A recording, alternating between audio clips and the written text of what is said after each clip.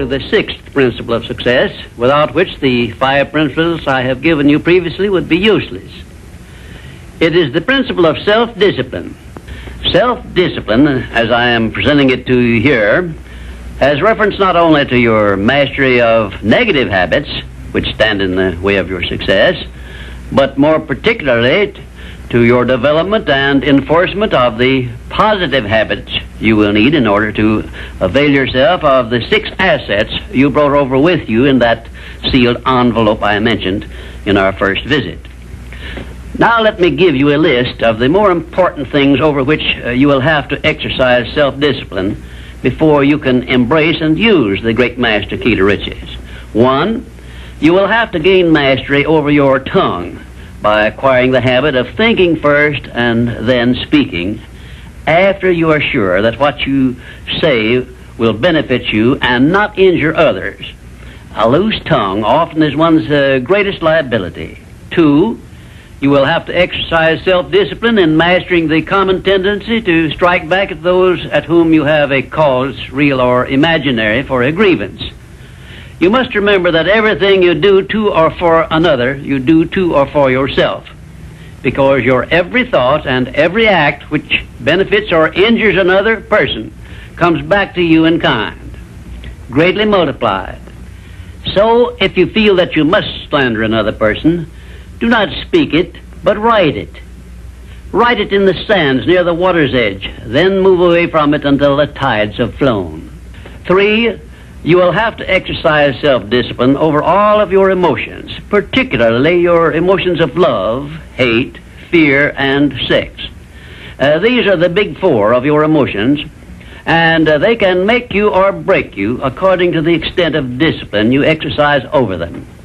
4, your mental attitude needs discipline and control at all times. Lacking this discipline, it can, and it often does, drive away friends, destroy opportunities to get ahead, brings on physical and mental illness, develops stomach ulcers, and makes peace of mind impossible.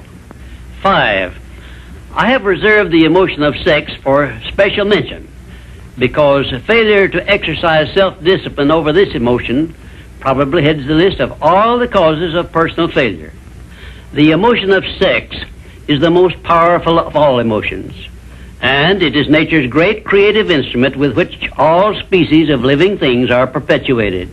The proper means of self-discipline of the emotion of sex is transmutation, the control and direction of this great emotional feeling toward the attainment of worthy purposes, such as the fulfillment of one's major purpose in life.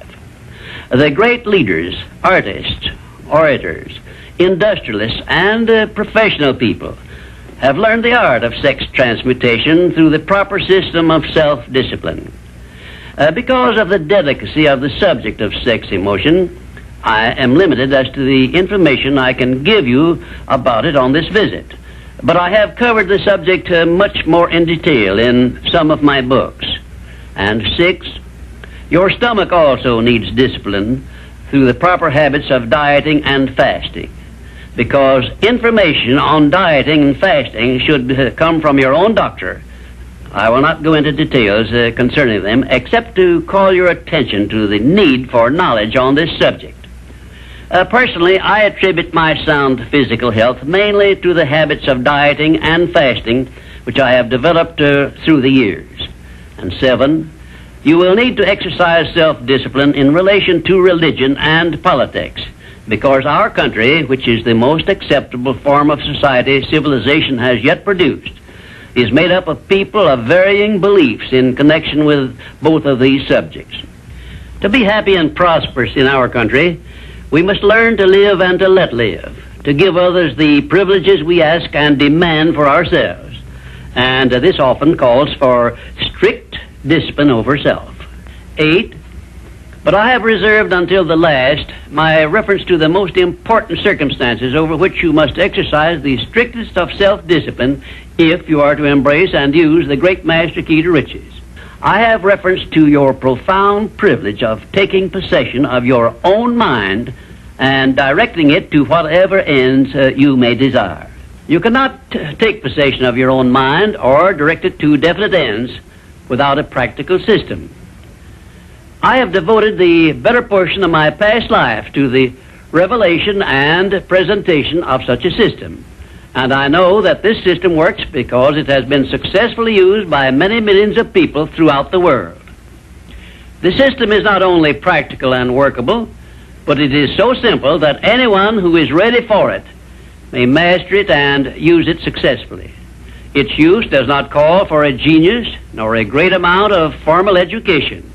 It calls only for a will to take possession of one's own mind and a definite purpose to which the mind is to be directed. Self-Discipline by Thomas A. Edison made him the world's greatest inventor, who revealed to mankind during the first half of the 20th century more of nature's secrets than had been uncovered during the entire previous history of civilization. Self-discipline carried Wilbur and Orville Wright through a multitude of failures and enabled them finally to give the world its first practical airplane, an achievement which has made the world smaller and changed the entire trend of civilization. Self-discipline helped Helen Keller to triumph over deafness, blindness, and dumbness, a combination of afflictions such as most people never experience. Self-discipline helped me to carry on through years of heart-aching discouragement and defeat and give the world the first practical philosophy of success based on the know-how gained by hundreds of men and women who spent a lifetime by the trial and error method in discovery of the principles which lead to personal success. Self-discipline is among the top-ranking features of all the great religions, including, of course, the Christian faith. And there are some people who believe that our major purpose on earth is that of developing wisdom through struggle and self-discipline. One thing is certain: no one ever becomes very wise without the aid of self-discipline, and no one ever finds peace of mind and happiness without the strict exercise of self-discipline. Self-discipline is the only means of transmuting sorrow into faith. It is the only means by which we may transmute hatred of others into the milder emotion of sympathy for them. It is the only means by which we may reveal and profit by the seed of an equivalent benefit which comes with every adversity and every defeat. It is the only means by which we may shut out of our minds the deadly effects of past experiences of suffering and unpleasantness. And it is the means by which we may discover that other self we carry around with us, that self which has great capacity for belief and does not become influenced by failure and defeat. Self-discipline can give us freedom from the fear of death, the most difficult to master of all of our fears. It can free us from the disease of hypochondria, the fear of imaginary illness with which so many people suffer and sometimes die. Self-discipline is the means by which we may think our own thoughts, live our own lives as we wish to live them, and remain forever free from the evils of fears and limitations which we have inherited from the dark ages before the dawn of civilization.